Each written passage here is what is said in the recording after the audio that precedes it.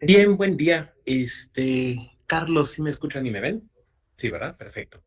Bien, pues buenos días. Les agradezco a todas y a todos que estén presentes en esta aula virtual.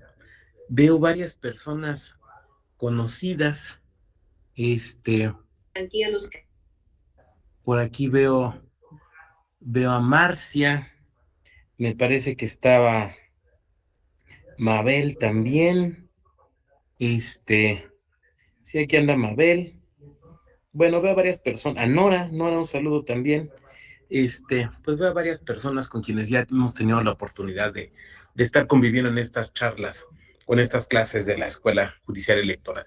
Bueno, mi nombre es Octavio Vado y me va a tocar participar con ustedes en esta sesión, la sesión de hoy y de mañana, acerca del tema de imparcialidad y neutralidad, ¿no? Son los temas que nos traen hoy aquí. Estoy aquí checando un dato. Sí, sí está funcionando bien. De imparcialidad y neutralidad en las elecciones, ¿no? Por referencia al gobierno. Y algunas reglas que quisiéramos poner para la sesión. Desde luego, pedirles en primer lugar que me permitan ir avanzando. Traigo por aquí una presentación que nos va a guiar para que ustedes puedan recibir, digamos, una clase, una sesión ordenada y sistemática, como ustedes se merecen. Porque si no, a lo mejor el compañero Hazael, ¿no? Nos hace una espléndida pregunta y me clavo por ahí y ya no me regreso, ¿no? Y ustedes no se merecen eso, se merecen una clase ordenada y sistemática, ¿no? Entonces, bueno, pedirles en primer lugar eso. En segundo lugar, yo no tengo problemas si me dicen doctor, licenciado o maestro o Vado. La gente normalmente me dice Vado, ¿no? Con el apellido que tengo no necesito apodos. Pero miren, mientras no me digan güey, yo no tengo problema. De tú o de usted, como ustedes quieran, no tengo mayor problema.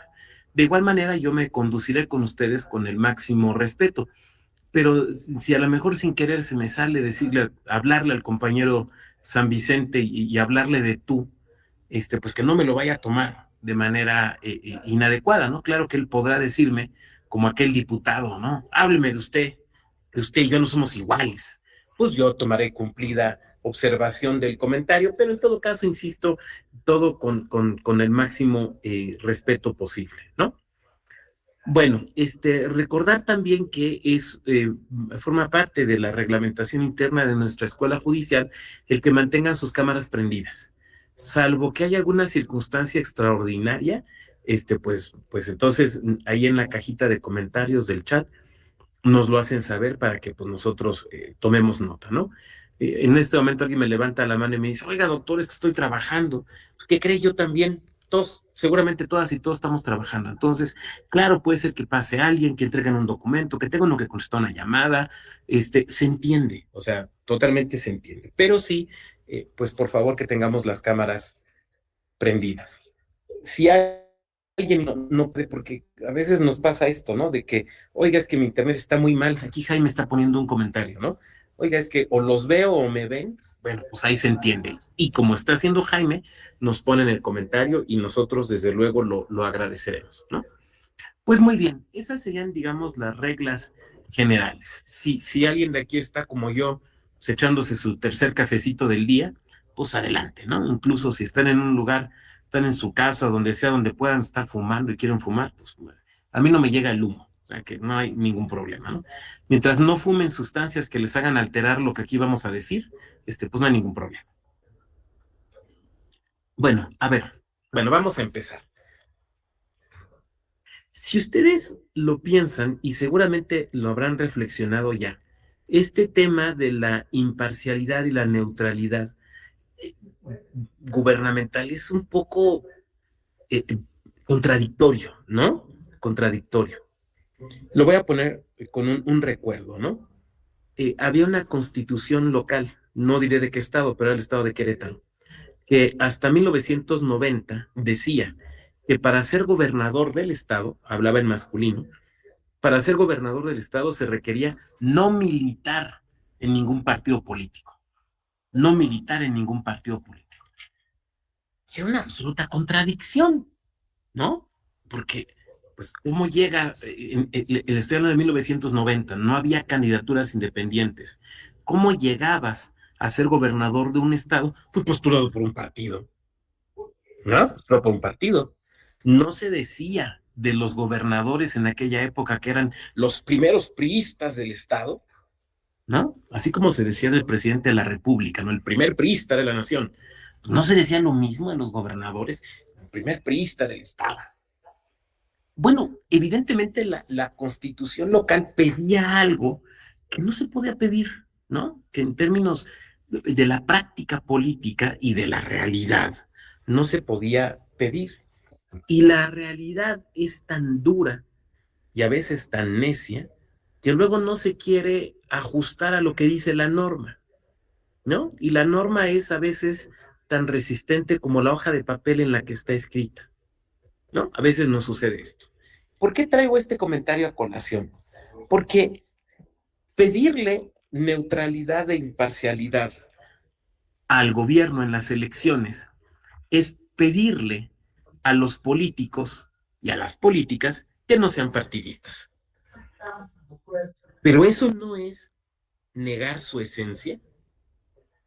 A ver, ¿podemos pedirle a los políticos y a las políticas que no hagan política cuando esa es su chamba? Eso es a lo que se dedican, ¿no? La verdad es que es una reflexión que sí nos debe mover a pensarlo. Porque surge de la idea misma de partido, ¿no? O sea, un partido es la división del todo, es una parte de, y los políticos y las políticas son gente que se dedican a eso, que se dedican a la búsqueda del poder por medio de por conducto de las elecciones, ejercicios democráticos, planteando una cierta ideología, un cierto diagnóstico de la realidad y unas ciertas propuestas, ¿no? Y en ese sentido, lo que ¿quién se acuerda? Los principios constitucionales. Adelante, quien se acuerde, que hay gente que se la sabe. ¿Cuáles son los principios constitucionales de las elecciones? Debe haber equidad en la contienda. Periódicas, dice Marciano, muy bien. Sí, periódicas. Jaime, ¿cuáles decías? Periódicas, libres y auténticas, ¿no? Periódicas, libres y auténticas. Son los principios de las elecciones. Y la autenticidad, ¿qué quiere decir? Esto es muy importante. Fíjense cómo lo estamos viendo desde los principios constitucionales. Autenticidad quiere decir que la decisión de cada persona sea la decisión propia y no una decisión presionada o provocada indebidamente por factores externos. Esto implica que cada uno de nosotros, cada una de nosotras, o sea, la ciudadanía en lo individual, decidimos de cierta manera nuestro voto. Piensen ustedes, sin que me lo digan, no es para que me lo digan, pero piensen ustedes, ¿cómo deciden su voto? Y aventuro algunas respuestas, ¿no? Alguien me dirá, bueno, doctor, fíjese que aquí en nuestra familia, ya desde el abuelito nos enseñó que hay que votar por tal partido, siempre votamos por ese. También. Oye, ¿y usted cómo decide su voto? Bueno, pues yo comparo las propuestas de trabajo y las plataformas electorales. Muy bien. ¿Y usted otro cómo decide su voto? Bueno, pues mira, a mí me gusta votar por los que usan sombrero, cinturón piteado y botas, porque están más cerca de lo que somos en realidad. Está bien, cada quien decidimos el voto. Y en ese sentido, eh, nadie puede, en democracia, asumir que puede decirle a las otras personas cómo votar. Tal vez solo somos iguales en dos momentos de nuestra vida. Primera, cuando se acaba y nos morimos. Segunda, cuando votamos, ¿no? Cuando estamos en la mampara con las boletas en la mano y estamos marcando, nuestro voto vale igual que el de Carlos Slim, que el del vecino que está esperando atrás. Valemos igual, valemos igual. Y entonces la democracia se basa en esa idea de igualdad. Por lo tanto, nadie puede pretender tener títulos morales para decirle a otro cómo votar. Voy a poner un ejemplo. Ustedes saben que hay un famoso premio Nobel de literatura, peruano de origen, también nacionalizado español, y que incluso es marqués, ¿no? Me estoy refiriendo a don Mario Vargas Llosa. Y don Mario Vargas es una especie de oráculo electoral, ¿no? Pero al revés. Porque siempre candidato del que habla bien o candidato que apoya es el que pierde. Es el que pierde. ¿No? Si yo fuera cuate de él y fuera candidato, le diría, habla bien del de enfrente, mano, porque siempre el que apoyas pierde. Y Vargas Llosa, sí, efectivamente, Jaime tiene toda la razón, nos lo recuerda cuando perdió contra Fujimori, ¿no?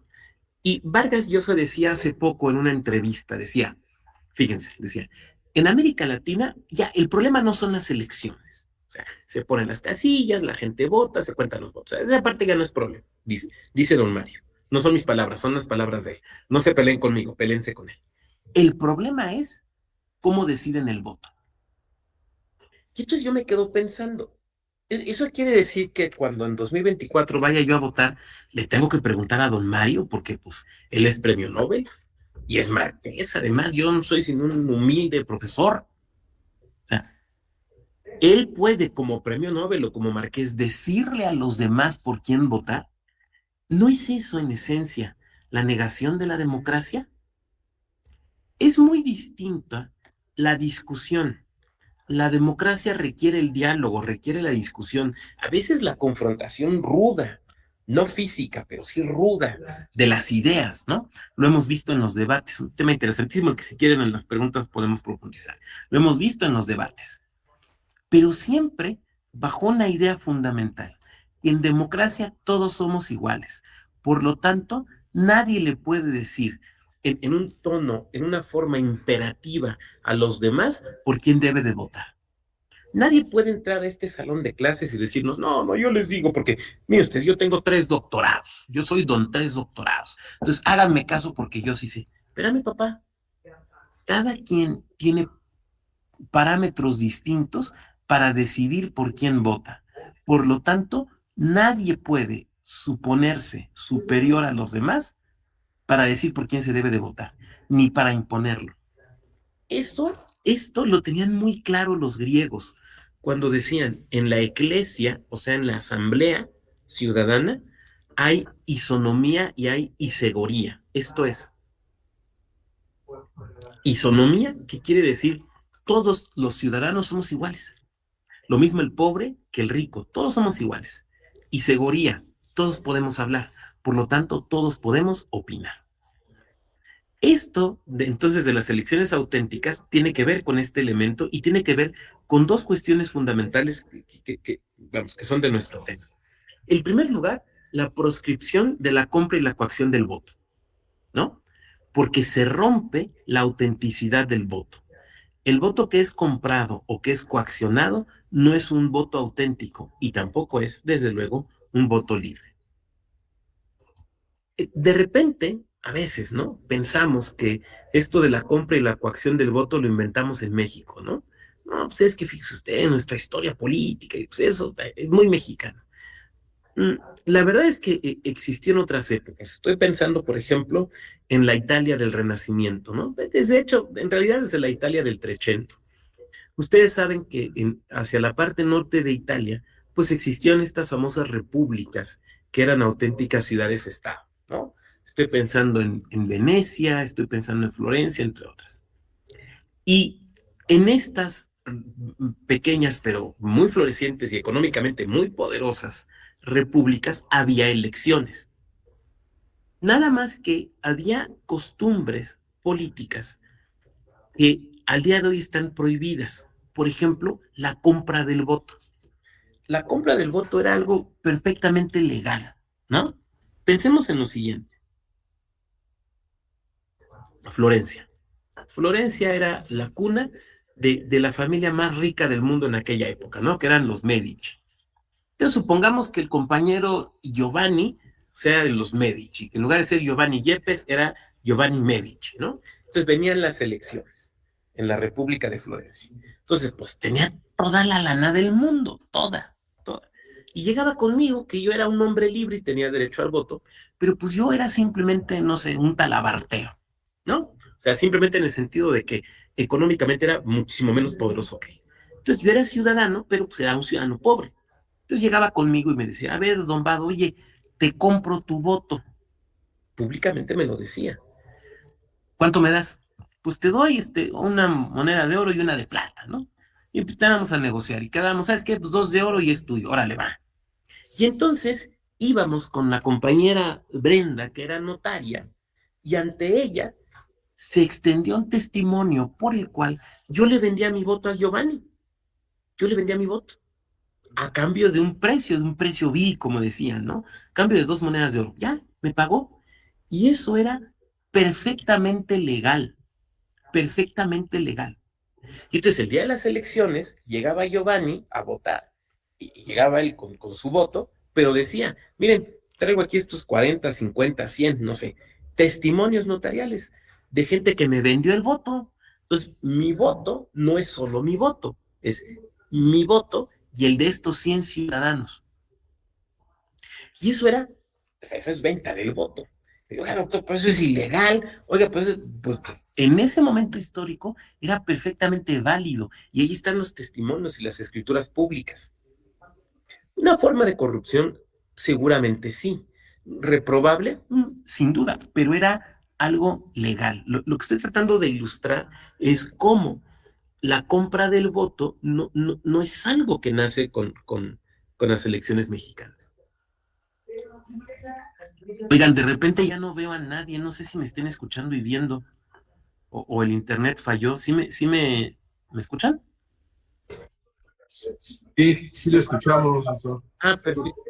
Ah, ok, es que de repente aquí se fue, entonces dije, híjole, no sé si le estoy hablando al vacío. Muchas gracias. Sí, porque ahorita nada más veo a Hazael, no veo a nadie más, pero entonces entiendo que ahí vamos. Bueno, entonces eso era algo perfectamente válido. Dice, la corrupción legal ya no sería corrupción, ¿no? Pues en este caso no. Otro ejemplo, ¿no? Maquiavelo. Todas y todos ustedes seguramente ubican a Maquiavelo. Hay un texto de él poco conocido, pero interesantísimo, importantísimo, que se llama, es el dictamen sobre la Constitución de Florencia. Dejen ver si se los puedo poner aquí. Espérenme tantito. Dictamen sobre la Constitución de Florencia. Maquiavelo. Es que vale mucho la pena leerlo. Aquí está. Creo que aquí está. Sí, aquí está. Espérenme nada más, déjenme ver que sí sea el archivo. Nadie vaya a estar poniendo uno que no es. Está abriendo, ¿eh?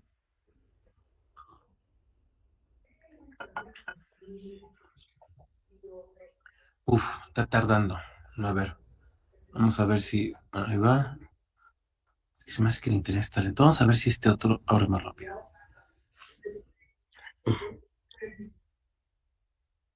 Aquí está. Este ya abrió más rápido. Miren. Este es un documento muy interesante. Se los voy a poner aquí en el chat para que lo vean después. Es un documento muy interesante que escribe Maquiavelo a petición de un papa. Creo que un papa León de nombre. Es un documento de 1520. El tema es el siguiente. A Maquiavelo lo han expulsado de Florencia, ¿no? Ya ven que acá, pues como andaba muy metido en la grilla, pues de repente le iba bien, de repente le iba mal. Lo expulsan de Florencia. Y el papa, León, si no me equivoco, lo contrata y le dice, oye, hazme un estudio, un análisis sobre Florencia y dime cómo puedo hacerme del poder en Florencia. ¿Cómo puedo controlar políticamente Florencia? Entonces, es un dictamen. Maquiavelo rinde este dictamen, que es el dictamen sobre la Constitución de Florencia, donde literal, o sea, le explica al Papa cómo se gobierna Florencia, ¿no? Y por qué es difícil gobernar de otra manera y por qué al Papa no le conviene llegar así como que imponerse de golpe, ¿no? Bueno, literal, le sugiere hacer fraude electoral. Así se lo dice, derecha a la flecha. Le dice, ¿sabes qué? La mejor manera es hacer un chanchullo, una tranza electoral.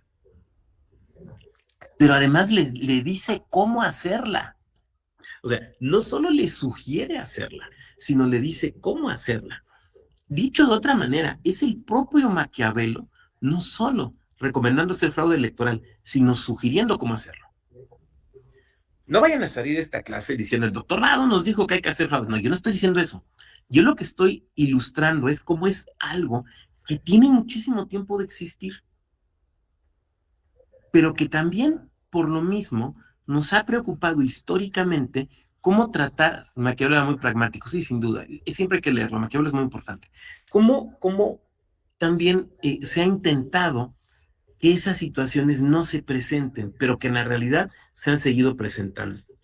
Por lo tanto, el tema de la imparcialidad y la neutralidad gubernamental tiene que ver con eso, con cómo garantizamos que la gente tome una decisión y vote y en base a los propios parámetros que cada quien tenga, basados en esta idea de igualdad, ¿no? De que nadie le puede decir a otra persona por quién o cómo votar y que tampoco el gobierno, tampoco el Estado lo puede hacer.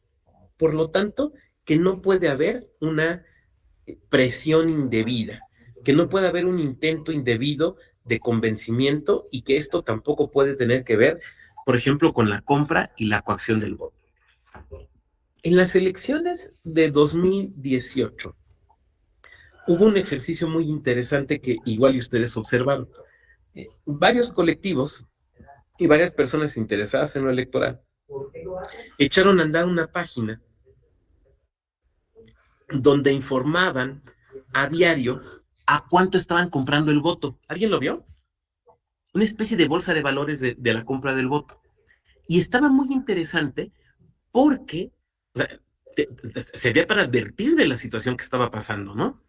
Porque podías verlo por regiones. Por ejemplo, ¿dónde creen que llegó a estar más barata la compra del voto y dónde creen que llegó a estar más cara? Digo, ya sé que no vieron la página, pero ¿dónde creen ustedes que se compraba más barato el voto y dónde creen que se compraba más caro? Porque esto fluctuaba. Era como una especie de bolsa de valores. Fluctuaba. ¿Dónde creen que era más barato y dónde creen que era más caro?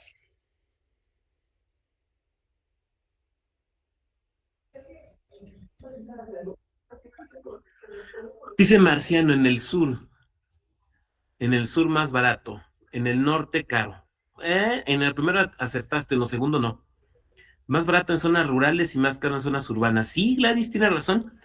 El voto más barato estaba en una zona rural del sur. ¿Dónde creen?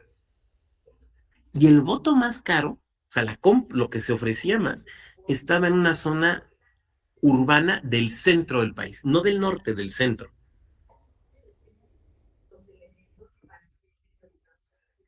Los Altos de Chiapas. En los Altos de Chiapas, exacto, Giovanni, en los Altos de Chiapas estaba el voto más barato, según reportaban. Si la memoria no me falla, sobre 200 pesos. Y alguien de aquí podría pensar, ah, no, 200 pesos, doctor, pues, no me alcanza ni para en el Starbucks no me alcanza para un capuchino unicornio. Y yo te diré, pues es que no se lo gastaban en un capuchino unicornio. Probablemente ese dinero servía para una despensa de una semana a una familia. Y el más caro en Toluca llegó a estar a 3,000 pesos. Llegó a estar a 3,000 pesos, según lo que reportaba esta página. Yo no sé si los datos eran totalmente ciertos o no, o totalmente confiables o no, pero da la impresión, digo, salvo mejor opinión de ustedes, como que da la impresión de no estar tan desencaminado, ¿no? Bueno, ese es un problema real de nuestra democracia. Ese es un problema real de nuestra democracia. La compra y la coacción del voto. Es muy interesante porque, por ejemplo, con el tema este del plan B, ¿no? ¿Y qué se planteaba respecto de compra y coacción del voto? Pues en realidad nada, no, en realidad no era propiamente un tema que se hubiera trabajado, a pesar de que, desde luego, sí es un problema. Ahora, esto no nos preocupó durante muchos años en México, porque partíamos de una idea de igualdad formal, ¿no? O sea, asumíamos, pues la ley dice que todos somos iguales, que todas las ciudadanas y los ciudadanos tenemos un voto y que hay igualdad, pues es un tema de igualdad formal y se acabó. Pero con las reformas electorales nos fuimos dando cuenta que la cosa no funcionaba así. Entonces tenemos que hablar acerca de las etapas de las reformas electorales en México y cómo el tema de imparcialidad y neutralidad gubernamental no fue siempre uno de los motores de esta reforma. Les voy a poner otro documento aquí para que lo vean después. Miren, espérenme.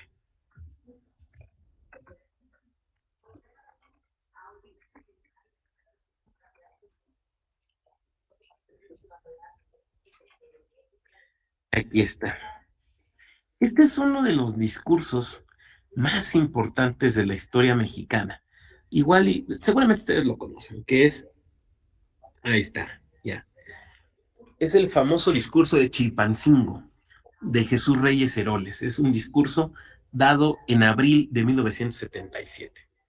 Este discurso es donde se prefigura, se anuncia la reforma política de 1977-78, la primera gran reforma política en México, ¿no? Se dice que es donde empieza la transición. Miren, veo que en este salón virtual sobre todo hay gente joven. Sí, la Jolope, la famosa Lope, lo que dio lugar a la famosa Lope. Hay gente joven que entonces les tengo que platicar un poquito el contexto. Miren, hace muchos años, en la época de este discurso, en 1977, había una costumbre política. La costumbre consistía en el día del gobernador o de la gobernadora, que era el día que se rendía el informe. Así como cuando se rendía el informe presidencial, hacían una salutación y un besamanos en Palacio Nacional y sacaban a los niños de las escuelas para que ondearan las banderitas, hacían una fiesta nacional. Pues se hacía algo igual en los estados. Ya no se hace, pero así funcionaba. Y era parte de la costumbre que el gobernador invitaba al presidente de la República para que fuera testigo de honor. Los presidentes normalmente no iban, pero mandaban a alguien. Ahora, era muy significativo a quién mandaban, ¿no? Si el compañero José era presidente de la República y yo era gobernador y éramos cuates, pues yo lo invitaba, él no iba a ir, pero me mandaba a uno de los del gabinete, pero los de hasta arriba, me mandaba al de gobernación, al de relaciones exteriores, al de Hacienda, se me mandaba un top, ¿no? Pero si en la sucesión presidencial yo me había equivocado y me la había jugado por otra, pues José me mandaba al director general de Asuntos Generales, ¿no? O sea, lo cual era como públicamente decir, no somos tan cercanos, ¿no? O sea, este no es mi cuate. Bueno, viene el informe del gobernador Figueroa en Guerrero en 1977.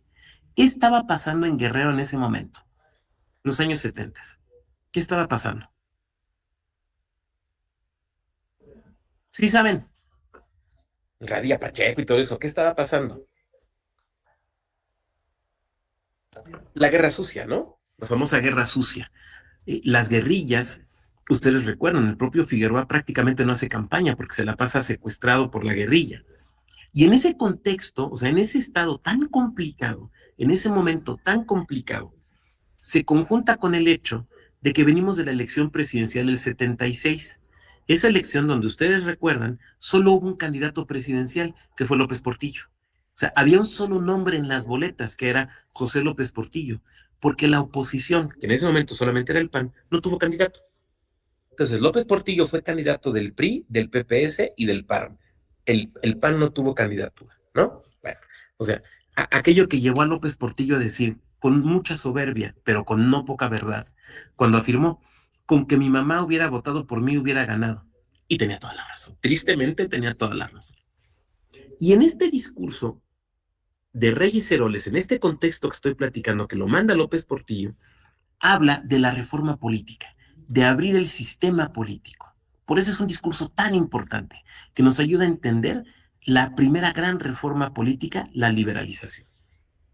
Aquí empiezan entonces las reformas electorales importantes en México, ¿no? Las de la transición.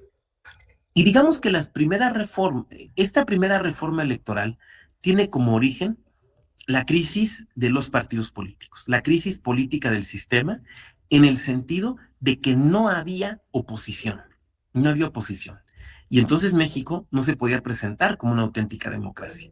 Y en este discurso, dicho en Guerrero, dicho para que la izquierda lo oyera, esa izquierda que estaba en ese momento en los cerros, dice, vamos a abrir el sistema para que la izquierda pueda competir en las elecciones, que estaba prohibida.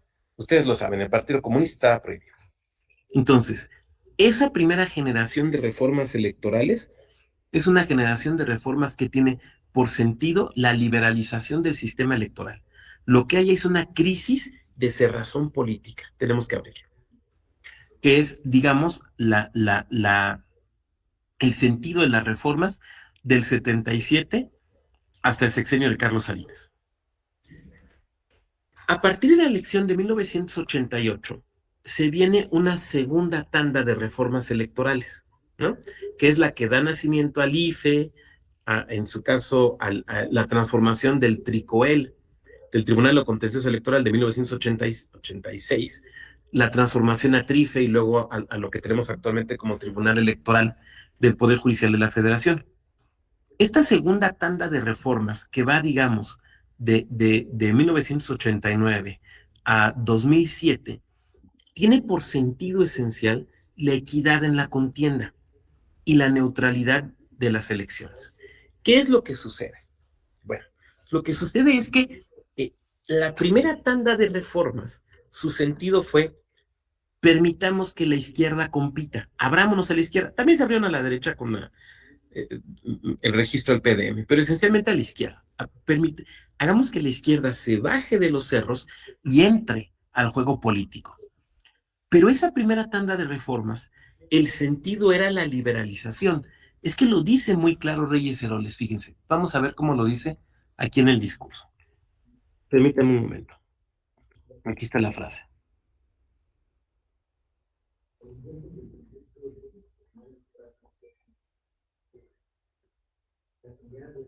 Fíjense, dice: que queden dos cosas muy claras, son palabras de Reyes Heroles.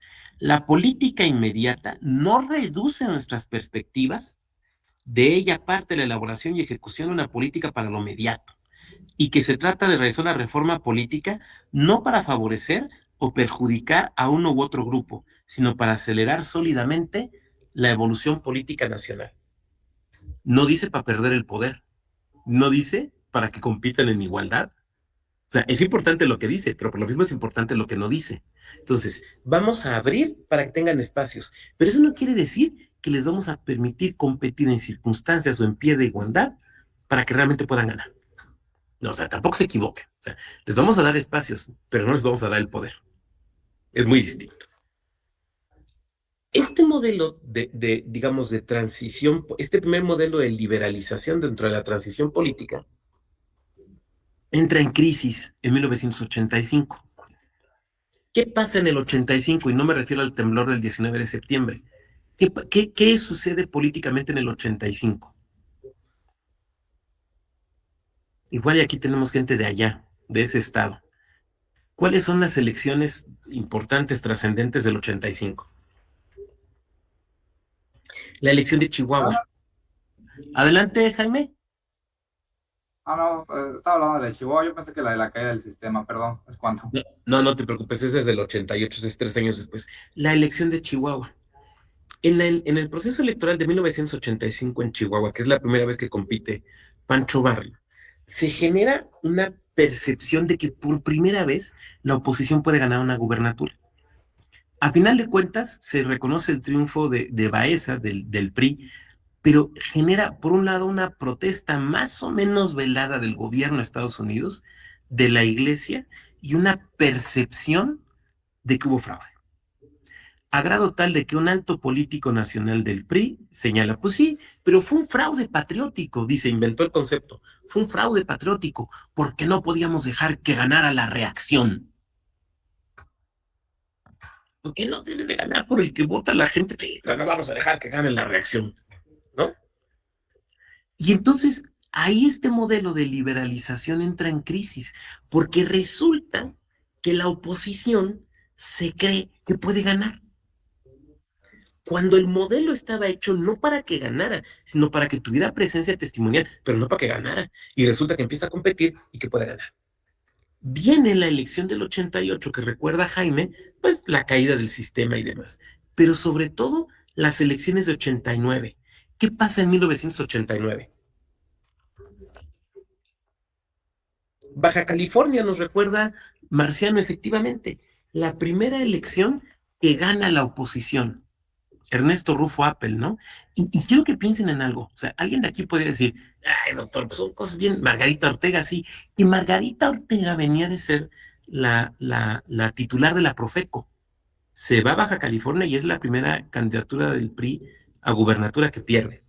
Alguien de aquí podría decir, porque veo muchas caras jóvenes, uy, doctor, está hablando de historia antigua, es que tu Maquiavelo, el 80 y tantos, pues es el siglo pasado. Y yo les diré algo, estamos hablando de personajes que no solamente viven, sino que siguen activos en política. O sea, he hablado de Francisco Barrio, he hablado de Ernesto Rufo. O sea, hablamos de gente que el día de hoy sigue activa.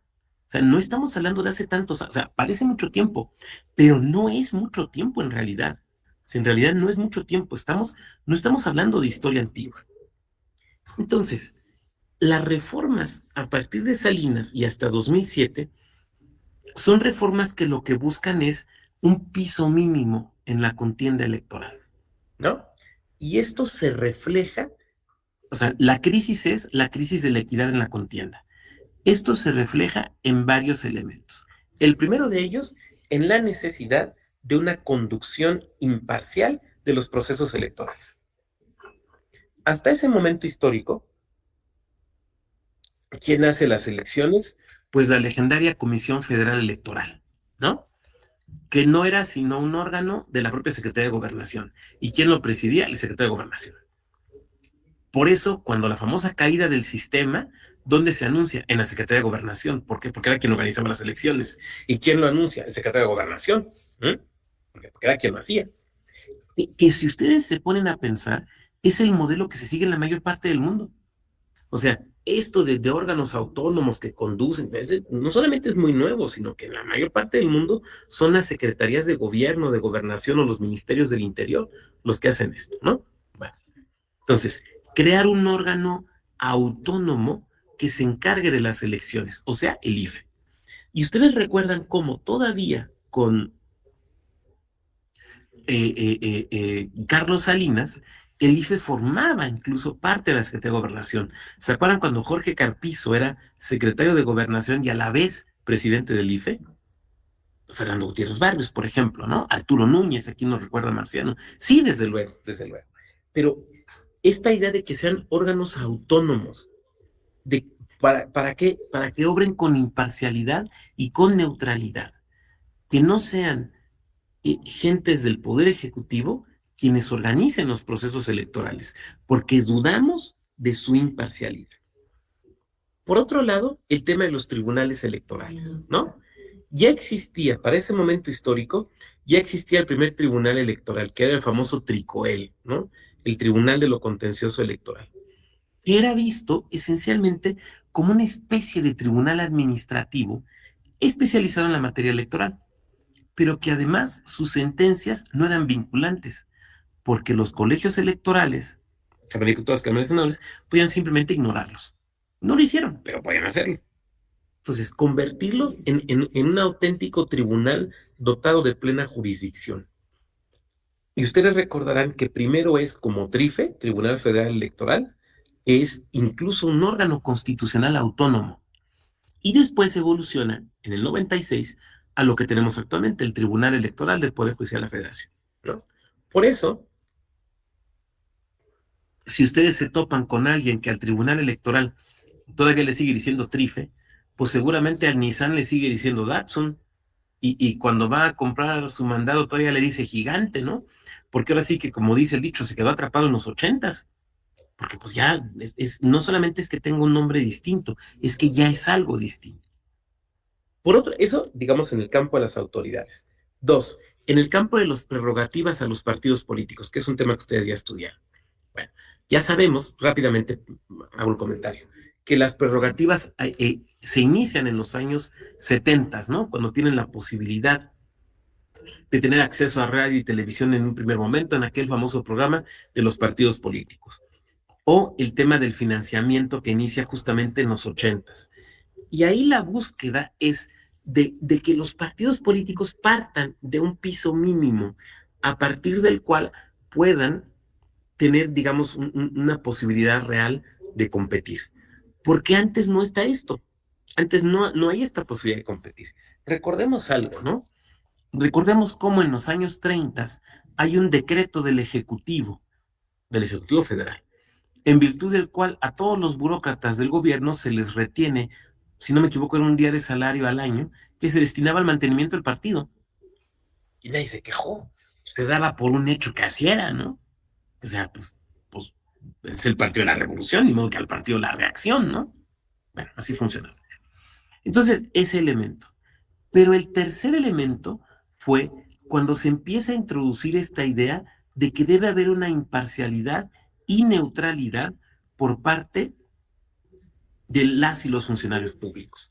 ¿Esto qué quiere decir? Quiere decir que no deben pretender influir en los resultados electorales, ni a favor ni en contra de un partido político. En un primer momento, y como de alguna manera ya lo platiqué al inicio de la sesión, esto era bastante contraintuitivo, ¿no? Porque, pues, el funcionario público que ha llegado abanderado por un partido o siendo parte de la administración de un determinado color, pues lo que quiere es que se mantenga, ¿no? Alguien me dirá, sí, pues por beneficio personal. Pero, sí, probablemente, pero también porque está convencido de que es la mejor opción política. Por eso está en esa y no en otra, ¿no? Y esto se manifestaba o se manifiesta incluso de muy distintas maneras, ¿no? La típica que todos hemos observado. De repente, y esto pasa con todos, ¿eh? Y en todos los niveles, llega determinado partido al poder, ¿no? Digamos, un partido que su color es, eh, no sé, el gris, por usar uno que nadie usa, ¿no? El gris, ¿no? Y entonces de repente, pues todo se pinta de gris, ¿no? Y el logo de la administración es en gris, y la papelería es en gris, y la propaganda y todo es en gris, ¿no? Claro, con la finalidad de qué? De identificar al partido con el gobierno. Entonces, se empiezan a establecer las primeras reglas que tienen que ver con este sentido de la imparcialidad y de la neutralidad. Esto implica también reformas constitucionales. Por ejemplo, al artículo 134. Vamos a entrar a analizarlas en unos momentos. ¿Por qué? Porque la idea es que no presione o que no participe de alguna manera el gobierno o los gobiernos, sean del color que sean, en esa decisión de la ciudadanía. Ahora, ese, digamos, es el sentido de las reformas durante ese periodo de tiempo. Como vamos a ver, esto se profundiza después del proceso electoral de 2006-2007 por una serie de hechos y de sucesos que acaecieron en ese momento y que vamos a poder platicar. Después viene la reforma de 2014. La reforma de 2014, en realidad ya su sentido profundo no es la equidad en la contienda, sino la crisis del sistema de distribución de competencias, ¿no? Es a partir de 2014 cuando el IFE, al transformarse en INE, asume competencias respecto de las elecciones locales, que ustedes recordarán antes no tenía. Y la famosa reforma del Plan B, que la reforma del Plan B, digamos que el sentido de la misma es, así se planteó esencialmente el tema del costo de las elecciones. Como pueden ver entonces, cada generación de reformas electorales a partir del 77-78 van pretendiendo resolver problemas específicos y concretos que quien hace la reforma encuentra en el sistema electoral. El tema de imparcialidad y neutralidad esencialmente formó parte del esquema de las reformas de los 80s y de los 90s. Oiga, doctor, ¿eso quiere decir que, por ejemplo, en la reforma del Plan B no hay nada acerca de imparcialidad en la contienda? Sí, sí lo hubo. En la primera parte de la reforma, en lo que tuvo que ver con la Ley General de Comunicación Social, ahí hubo un elemento. Ahora, lo que pasa es que esa parte, como ya sabemos, fue declarada inconstitucional. Sin embargo, la vamos a ver hacia el final de la sesión el día de mañana, pues simplemente para tener el contexto. Bueno, llevamos básicamente una hora de peroración, entonces yo quisiera hacer aquí una primera pausa para las preguntas, los comentarios, las reflexiones que quieran hacer, para que no sea nomás mi voz la que se escuche. Entonces, esta primera parte que ha sido un poco un recorrido histórico y conceptual, ¿qué comentarios tendríamos?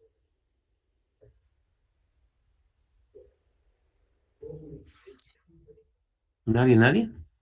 Me preocupa, eso me hace pensar que o no he sido claro, los he estado aburriendo, y ambas posibilidades me preocupan. Vamos a ver aquí mientras se animan, vamos a ver aquí en el chat. Bueno, son unos saludos. La oficina, elecciones periódicas, libres, equidad en la contienda, universales. Dice Hazael, la organización de las elecciones en México es una función estatal regida por, sí, los 5 principios, claro. Fue candidato a la presidencia del Perú, sí, cuando ganó Fujimori, que ya ven que ahí anda la hija, ¿no? Keiko Fujimori. Yo no, yo no he ido a Perú, ¿sí oyeron el golpe? Yo no he ido a Perú, pero políticamente está interesante.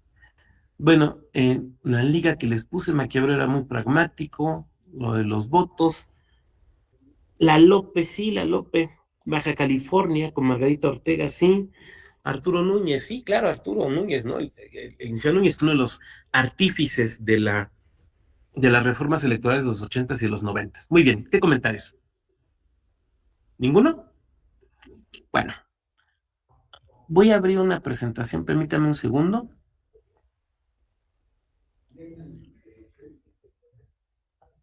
Que nos va a guiar a partir de este momento.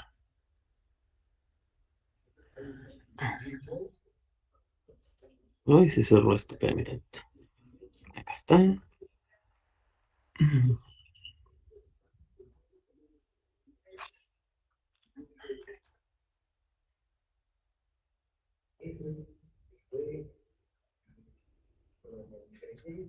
Perdón, es que se me cerró el archivo, ¿eh?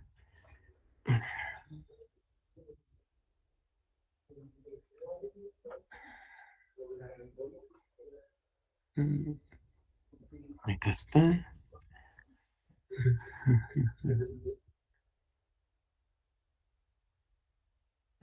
Ya está abriendo. Permíteme un segundito.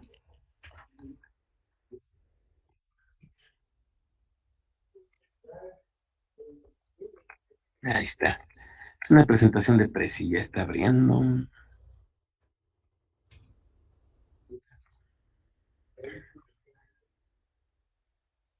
Nada más está cargando.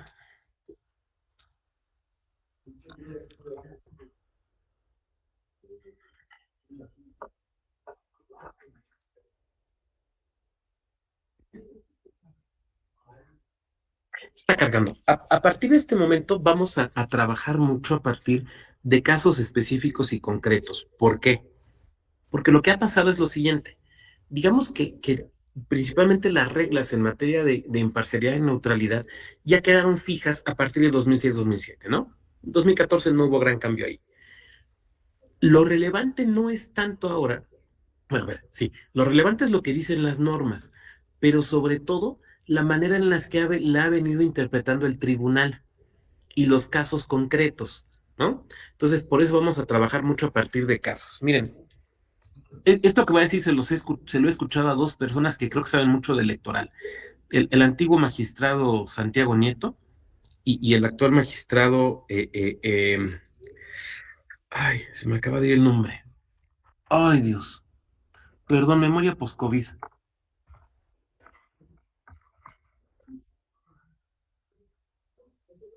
Perdón. El actual magistrado Ernesto Camacho, que es la afirmación de que el derecho electoral en México es esencialmente judicial, jurisdiccional, y en eso se parece mucho al common law. Bueno, parece que ya abrió. No, está cargando. A ver.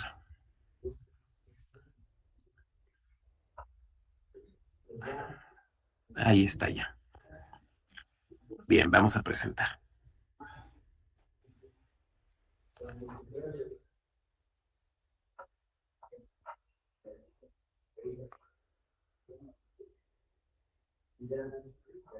Ahí se ve, ¿verdad?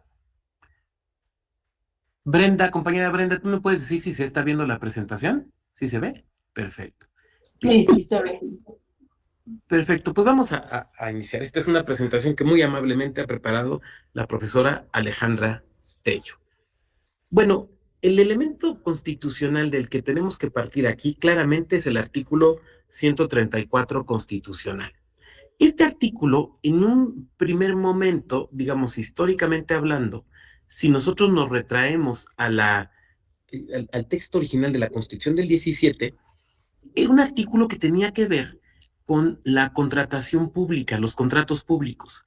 y la idea de que los contratos públicos fueran licitados públicamente. Esa era la idea original, digamos, del constituyente.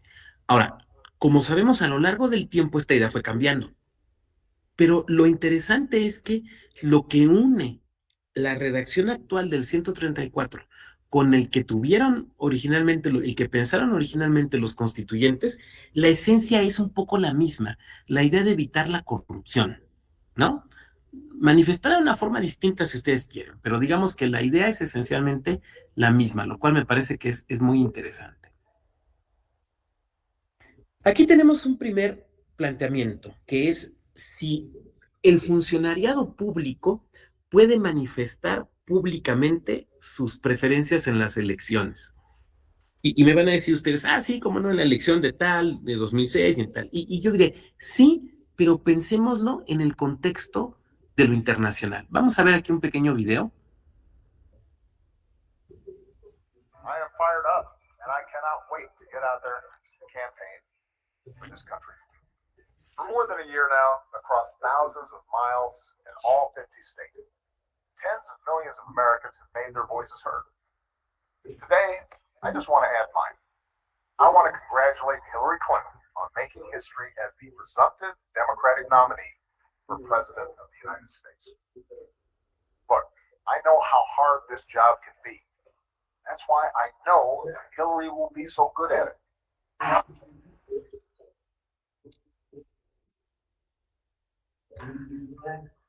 A ver,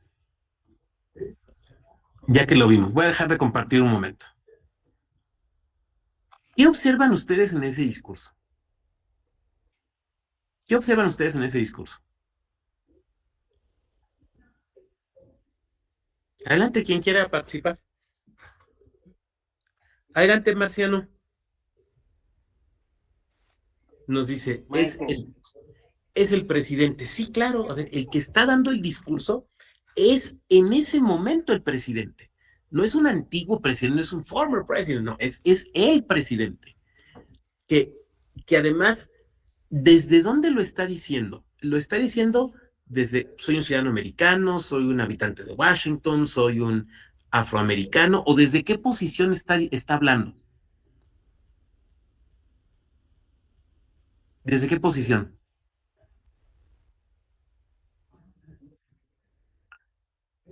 O sea, por ejemplo, a ver, yo ahorita le estoy hablando desde la posición de profesor, ¿no? Bueno, en ese discurso, don Obama, ¿desde qué posición está hablando?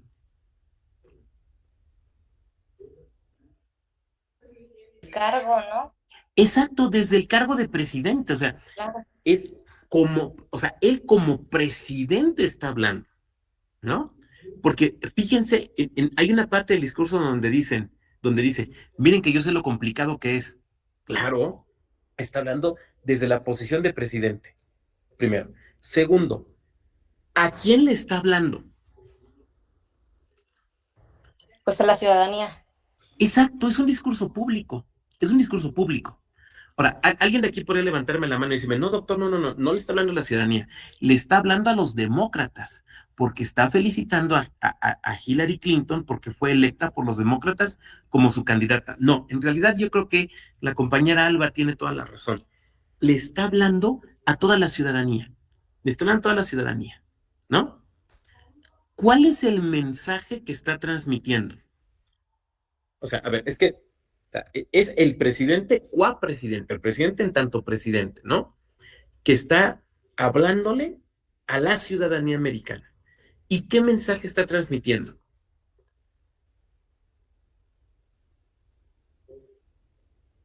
¿Cuál es el mensaje? O sea, ¿cuál es el mensaje que ustedes captan?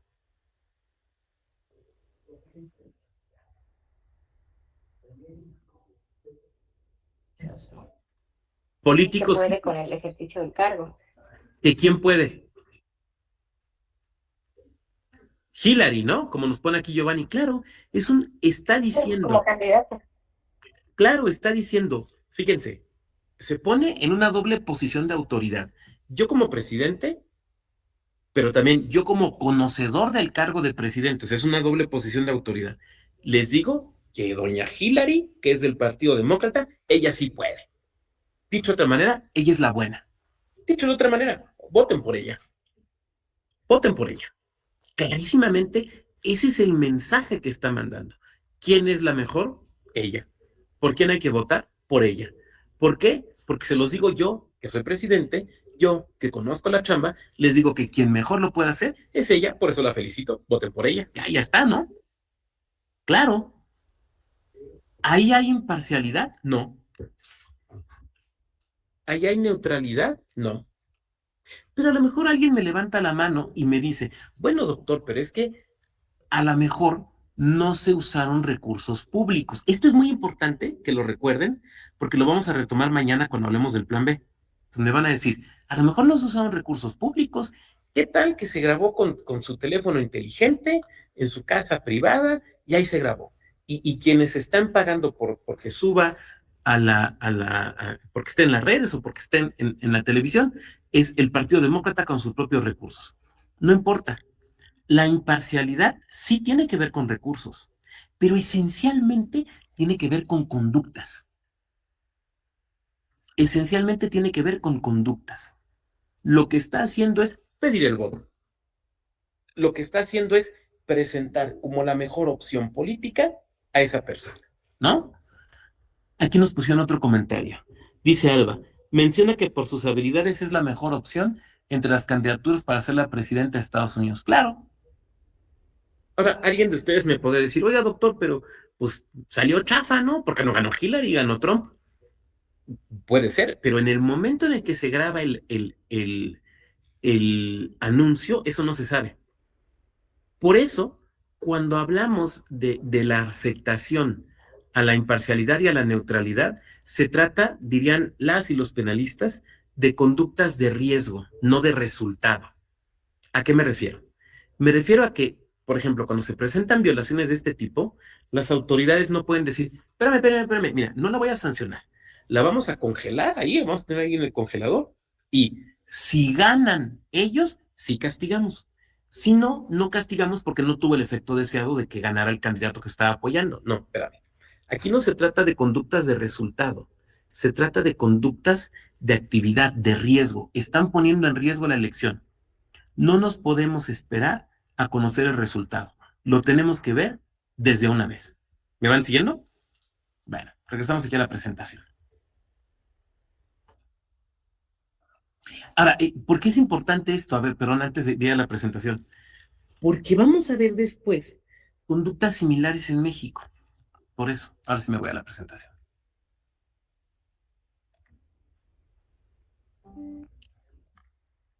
Ahí estamos. Bien. Bueno, esto ya lo vimos. Las derrotas de quienes están en el poder.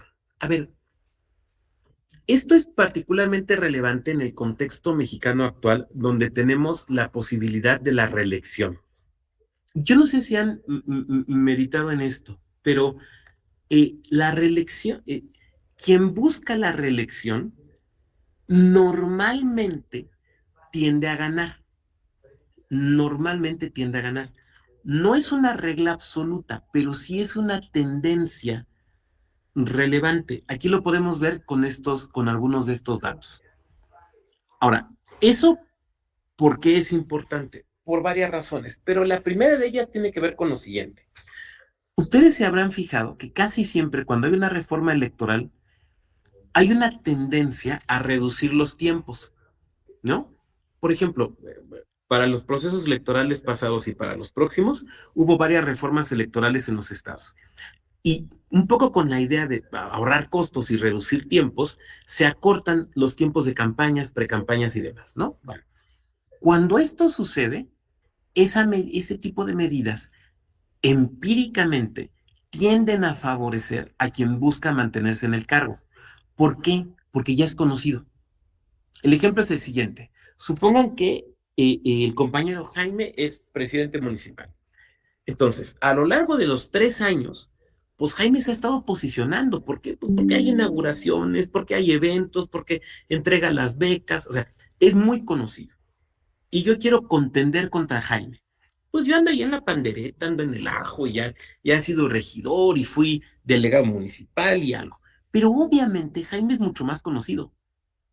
Yo necesito como opositor Para mí es más importante el periodo de campaña, porque me tengo que posicionar. No es que no sea importante para Jaime, es que a Jaime ya lo conocen. A mí no me conocen tanto como a Jaime, ¿no? Entonces yo me tengo que posicionar. Entonces, cuando reduces el periodo de campaña, normalmente al que afectas es al que está, al retador, no al que ya está en el cargo. Ahora bien, insisto, esta es una observación empírica general. Puede haber excepciones. De hecho, hay excepciones. Les voy a platicar una. Si ustedes van del centro del país hacia el norte, por ejemplo, no sé, de la Ciudad de México, el Estado de México, del sur, hacia el norte por carretera, pasan por Querétaro.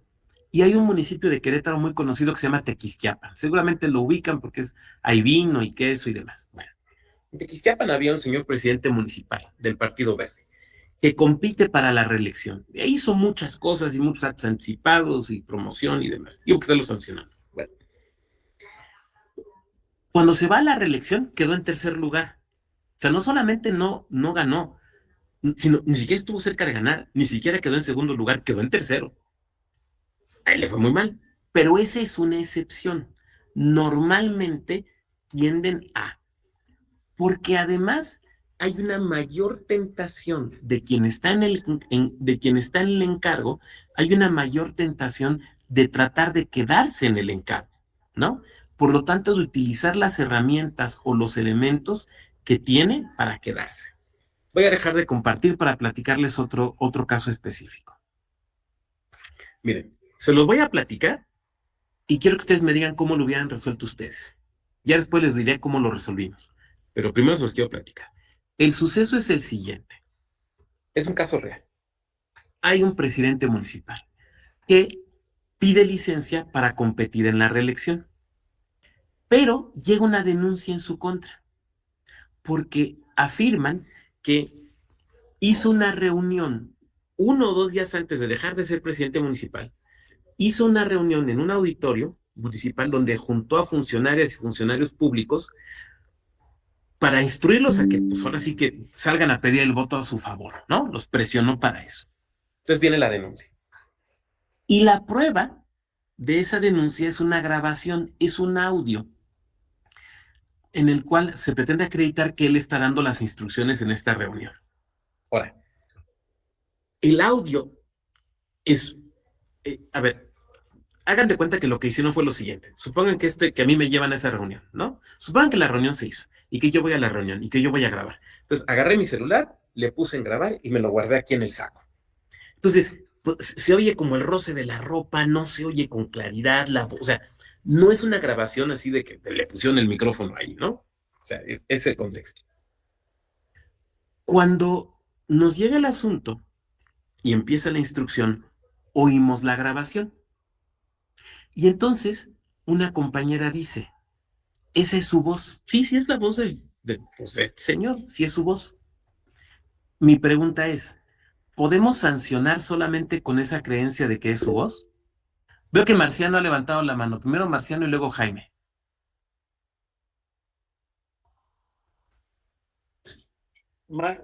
Maestro, no levanté ahorita la mano. Cedo la palabra a Jaime mejor. Disculpe. Es que vi tu mano así, por eso pensé. Adelante, Jaime. Definitivamente no, maestro. O sea, eso nada más es una suposición. Estoy entendiendo Sí, que es es un un pez. pez, ¿no? Y hablando del pez, la carga de la prueba siempre va a ser del que interpone la queja, ¿no? Suponiendo que él haya, ¿cómo se llama?, utilizado los medios tecnológicos. En este caso creo que él aportó la grabación, ¿no?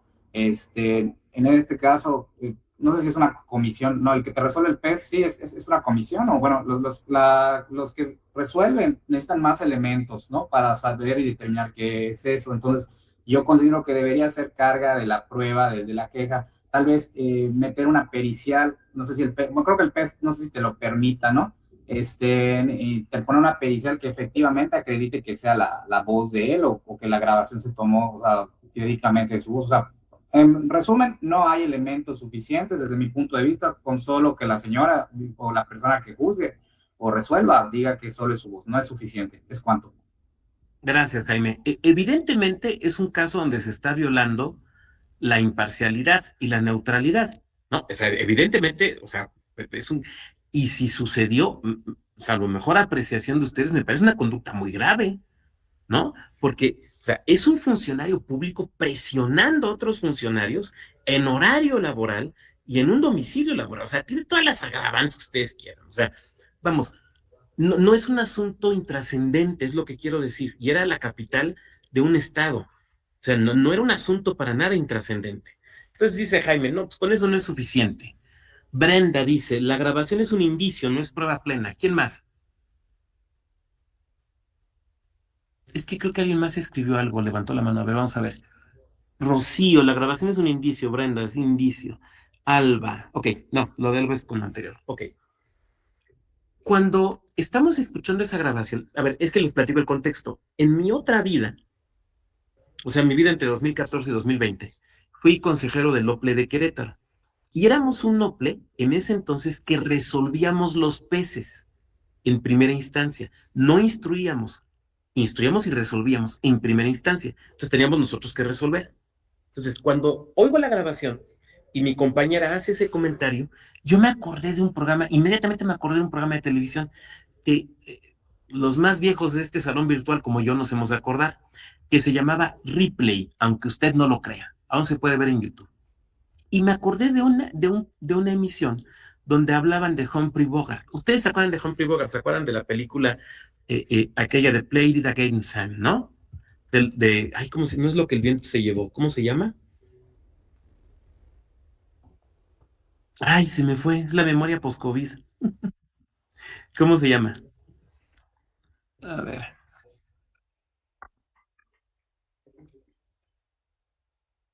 Casablanca, la película Casablanca, ¿no? Ese actor.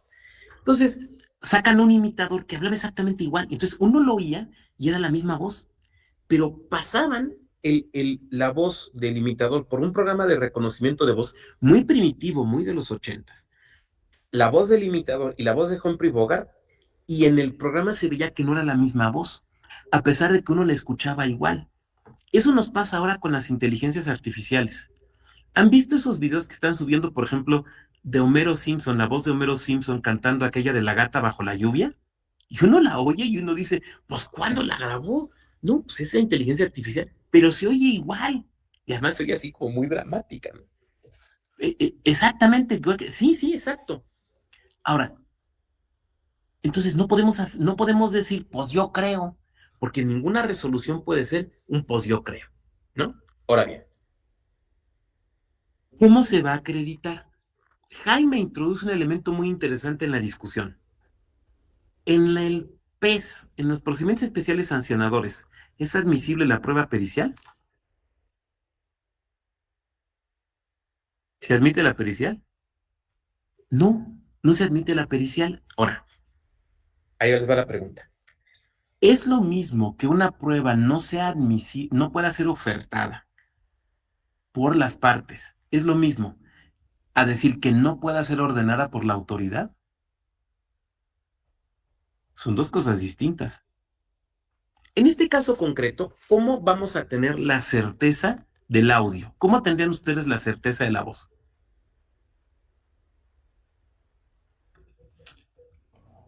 Yo lo que metería tal vez la declaración de una persona que estuvo efectivamente allá, tal vez alguien que sea funcionario y que declare que efectivamente estuvo presente en ese momento y se ofrecería como un informe, ¿no? Como una documental pública.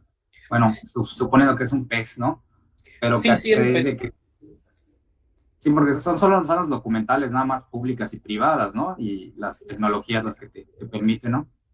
sí hubiera sido ideal, ¿no? O sea, una serie de testimoniales rendidas ante notario y ofrecidas como documental de gente que estuvo en esa reunión o que fue invitado, lo que sea. Sí, desde luego, pero no había, ese es el tema, no había. Rocío, adelante, Rocío.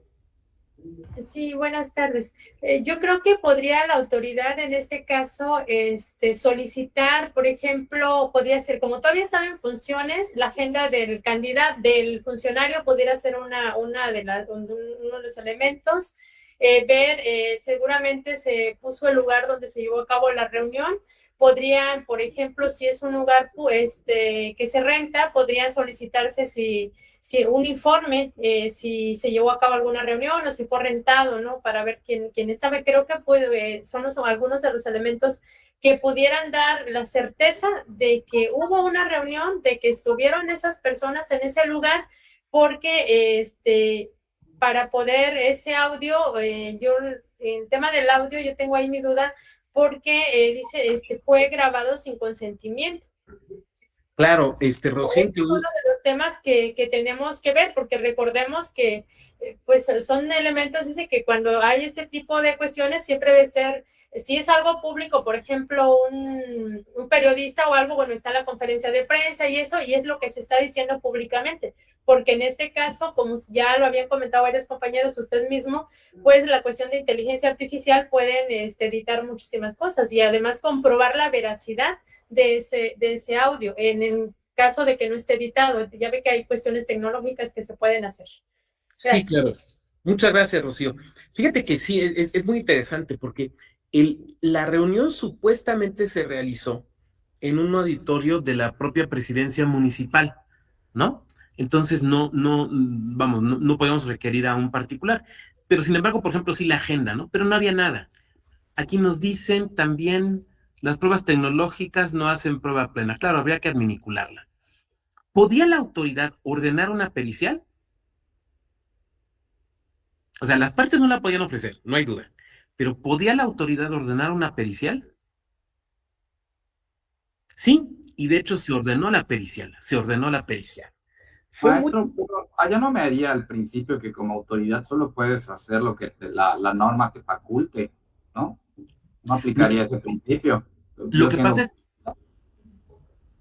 que pasa es que recuerda que estamos en un PES y en un PES rige el procedimiento inquisitivo, el principio inquisitivo.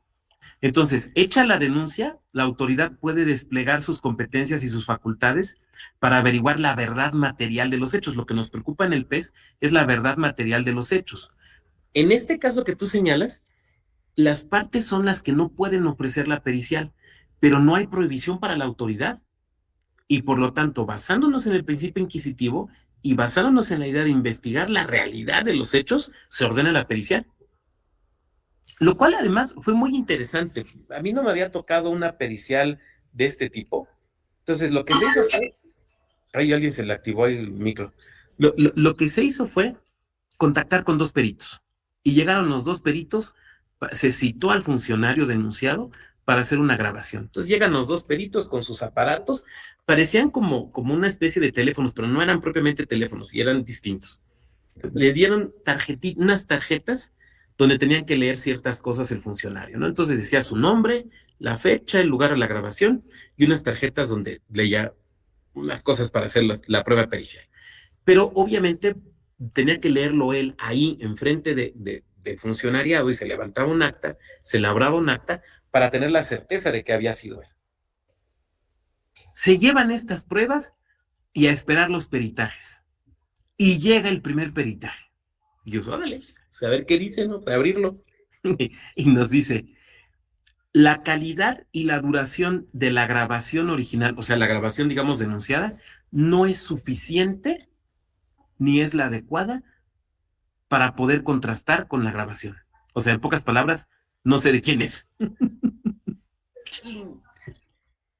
A ver la segunda. Nos llega la segunda. Y la segunda nos dice, no es su voz. O sea, digo, con más rollo, pues, pero esencialmente nos dice, no es su voz. Viene la sesión donde discutimos el asunto. Obviamente con un proyecto de resolución. Ahora, ¿el proyecto en qué sentido creen que venía? Absolviendo, ¿no? O sea, no hubo responsabilidad, supongo yo, porque no pudieron demostrar que era su voz. Yo a eso apostaría, no hubo sanción. Y sin embargo, mi compañera, y lo digo porque la sesión es pública, ¿no? Vuelve a decir lo mismo.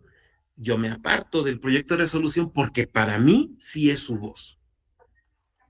Y yo lo que consideraba era que no podíamos decir eso, o sea, no podemos, porque requiere un conocimiento técnico y porque las periciales, una nos dice, la muestra no es suficiente, en tiempo y no es adecuada en cuanto a calidad, porque insisto, era una grabación así que se conoce, o sea, como que daba la impresión de que habían hecho esto y la habían puesto a grabar, ¿no? Y la segunda nos dice no es su voz, ¿no? La segunda nos dice no es su voz. Entonces, la verdad es que no pudimos nosotros sancionar, no pudimos nosotros sancionar. Eh, Tuvimos otro asunto muy similar, bueno, relativamente similar. Se los voy a platicar también. Hubiera sido mejor que se filtrara el audio en el martes del jabón. Bueno, ahí les va el otro caso, que es un caso también real. Presión indebida de otro funcionario público, también un asunto municipal, hacia, hacia trabajadores del propio municipio para que votaran en cierto sentido. Y lo que nos ofrecen, fíjense bien, cuando entra el asunto, obviamente nos informaban. Cuando entra el asunto, le digo al jurídico, a ver, tráetelo, vamos a revisarlo. Me traen el expediente, lo empezamos a revisar. Entonces le pregunto al instructor, le digo, ¿qué prueba ofrecen? Y me dice, ofrecen un correo electrónico. Esa fue la respuesta. Cuando yo estoy revisando, lo que me encuentro es una hoja donde parece ser un correo electrónico. Y entonces yo le digo, ¿hay alguna constancia notarial? ¿Hay algún testimonio notarial? ¿O hicimos alguna oficialía electoral? Me dice, no. Y le digo, ¿dónde está el correo electrónico entonces? Y me dice, aquí está, y me vuelve a enseñar la misma hoja, que era la que habían presentado con la denuncia. Mi pregunta es, ¿esa es prueba de un correo electrónico? Negativo. ¿Por qué, Marciano? Maestro, porque como cité la tesis 4/2014, toda prueba tecnológica, todas pruebas técnicas son insuficientes por sí mismas. En este caso, lo que hubiera hecho es oficialía electoral, certificar que efectivamente existía esa página, dependiendo del planteamiento que se hizo en el PES, y verificar si efectivamente existe el correo, verificar si efectivamente correspondía a esa persona. Como es un correo particular, se debió haber requerido en este caso de información sin haber emplazado, primero requerido de información y decirle, oye, ¿es cierto que este es tu correo? En fin, sería otra, para mí eso tendría que haber hecho en principio la autoridad para no iniciar el procedimiento sin los elementos necesarios. Y claro, es lo que dice Marciano y lo que dice Selene y lo que dice Grace y lo que dice Jaime. Esa es una hoja. Ese nada más es una hoja. Pero es que es un correo electrónico. No, esa es una hoja.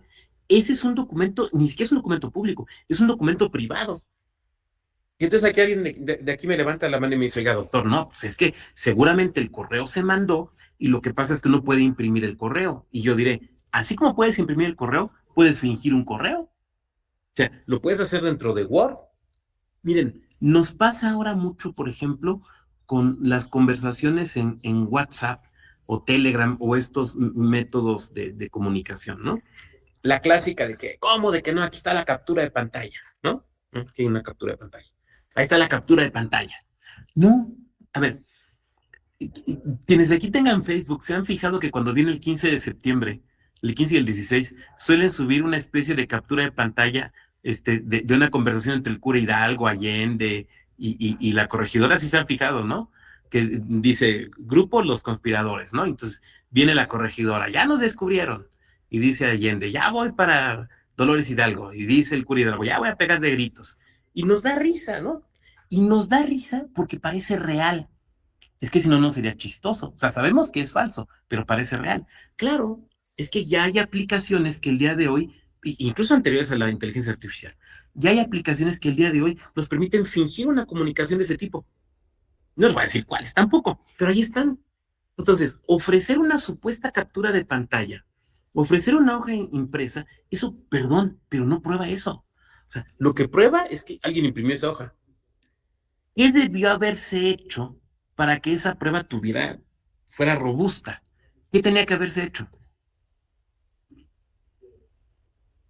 A ver, díganme, ¿cómo se tenía que haber probado?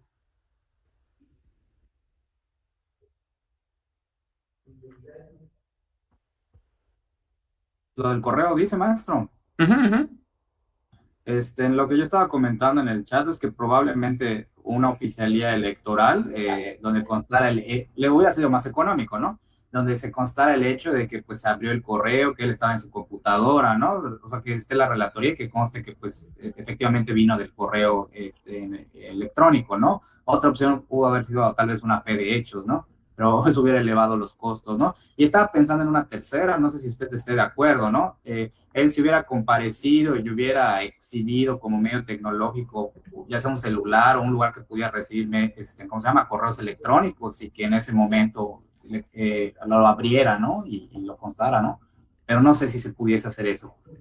Es cuanto. Claro, y tiene razón Jaime, tiene razón quienes lo han constado aquí. En primer lugar, una oficial electoral o una fe de hechos notarial, claro, y que además, digo, ese ya no es tema de nuestra clase, pero se los comento. Ustedes saben que una fe de hechos o una oficialía electoral respecto a este tipo de cuestiones se hace distinto que, por ejemplo, una oficial electoral respecto a una barda. O sea, hay que hacer constar de qué máquina, en qué lugar, quién lo solicitó, cómo entró al correo, a qué correo entró. O sea, hay varias cosas que, o sea, no es simplemente decir, pues me metí al correo y sí vi que era cierto, no, o sea, hay todo, vamos, hay que saberla hacer. Pero eso ya es un tema de oficial electoral. Claro, ¿no? Claro, sí, desde luego. Ven, estos son simplemente algunos casos, ¿no? Vamos a regresar aquí a la presentación.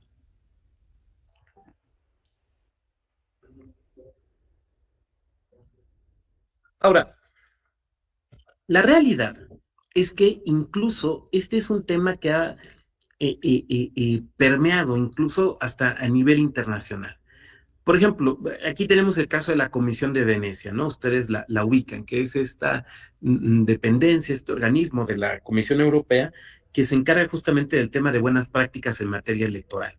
Comisión en la que, por cierto, participa México por conducto del propio Tribunal Electoral. Y aquí vamos a ver, por ejemplo, cómo se ha abordado esto desde la perspectiva internacional. Vamos a ver este video.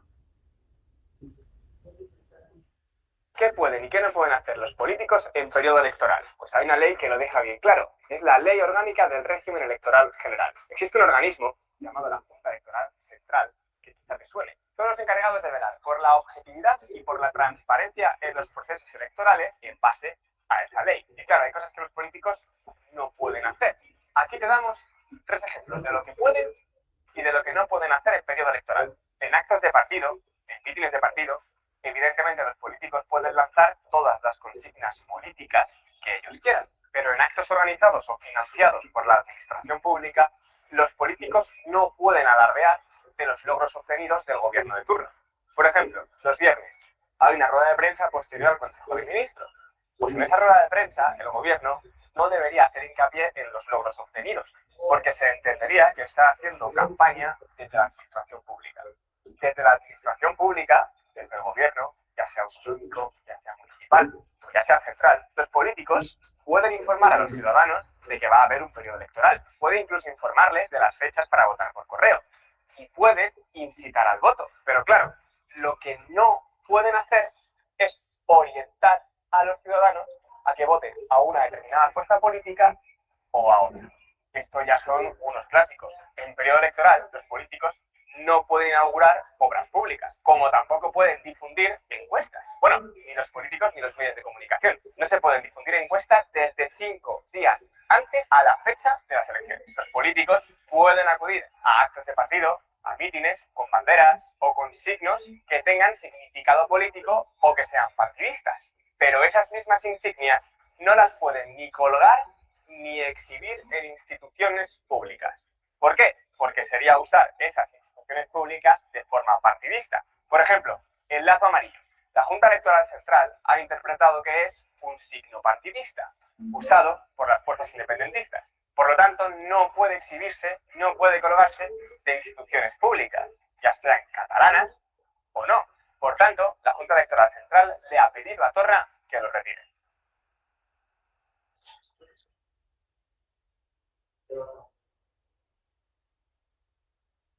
Salvo su mejor comentario, me parece que es interesante observar este caso español, porque cómo se parece al nuestro, ¿no? O sea, y nos demuestra cómo este es un tema de preocupación general. Pero se los quiero poner con un ejemplo nacional. Ahí les va el ejemplo. Es una consulta. Ustedes saben que cuando viene proceso electoral, muchas veces las autoridades lo que hacen es consultar a los órganos electorales administrativos, al INE o a los soples, acerca de lo que se puede o lo que no se puede hacer, ¿no? Bueno, entonces nos formularon la siguiente consulta. Era el órgano encargado del agua, ¿no? Digamos, la Comisión Estatal de Aguas del lugar. Bueno, la consulta era la siguiente. Oye, fíjate que hay varias comunidades que no tienen agua potable. Entonces, nosotros les llevamos camiones de agua. Tampoco tienen cisternas o aljibes donde nosotros pudiéramos decir, pues los meses de campaña y previo a la elección ya no les llevamos agua porque les vamos a llenar allí. O sea, les tenemos que estar llevando agua. La primera pregunta es, ¿les podemos llevar agua? Pues sí. O sea, la respuesta, además, la respuesta no es si puedes, tienes que. O sea, claro que tienes que seguirles llevando el agua. Porque ustedes lo saben, la administración pública no se puede detener, ¿no? Hay cosas que se pueden entregar con anterioridad, por ejemplo, el periodo de campaña.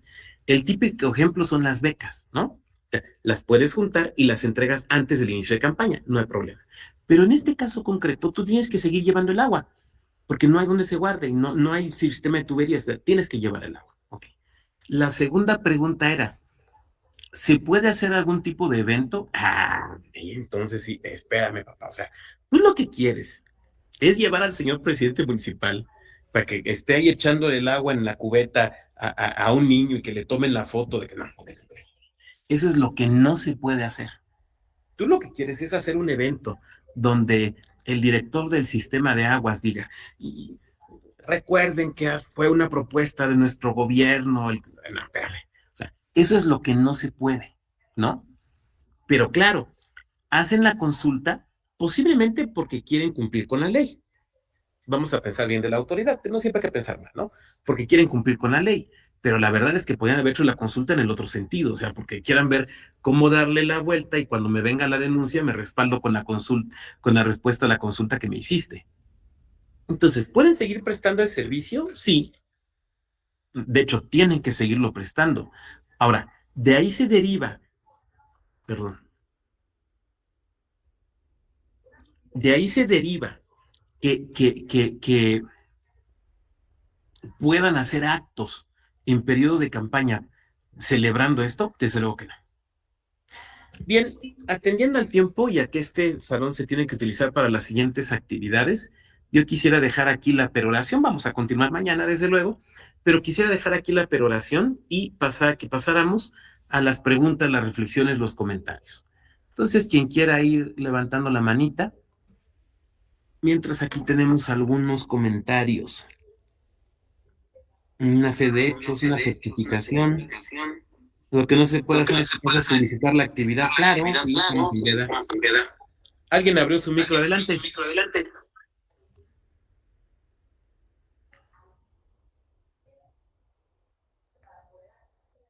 Adelante, quien quiera participar.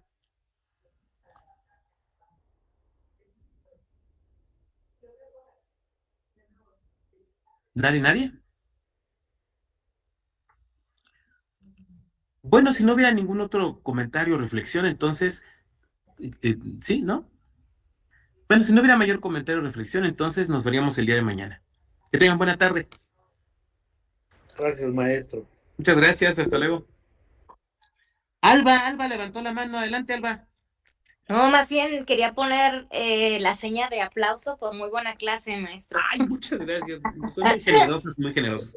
Nos vemos mañana. Muchas gracias. Gracias, profesor.